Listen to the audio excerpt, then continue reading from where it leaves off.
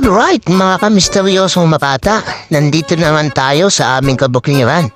At nakikita niya naman kung anong hawing ihahanda. Magluluto tayo ngayon ng kalderetang bibi.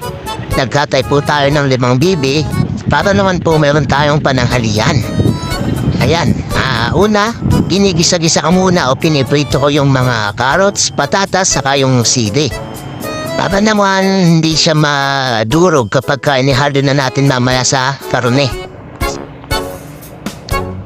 Yan na, shoutout po kay parang Herey Daite, ang isa sa pinakamasipag natin dyan na magluluto din sa ating bukid.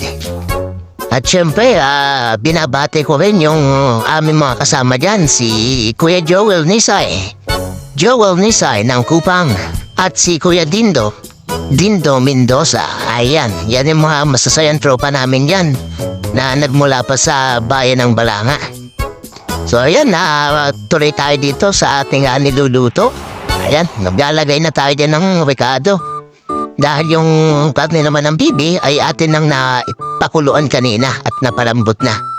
Kaya itong pagluluto natin yan ay medyo madalian na lang yan. Pagka nailagay natin yung mga rekado, pwede na natin yung mahintay para naman din sa lumasa lang yung mga natin, sangkap. Ayan. Ayun, shoutout din dyan kay Kuya Hill. Siyempre, talagang basta mga pampulutan, marami tayong magluluto dito sa bukid. Kita niya naman, ayan na. Ayan, sumali na rin si Kuya Dindo at siya naman ang naglagay ng oyster sauce. Oyster sauce. Basta yun na yun, oyster sauce.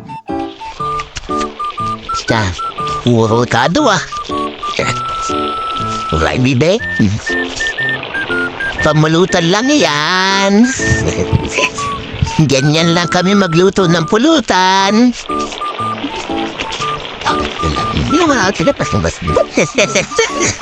Mga taga-bayan, pabiyang chibas, pulutan chicherya.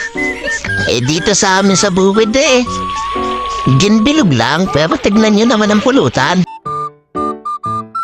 Alright, eto na.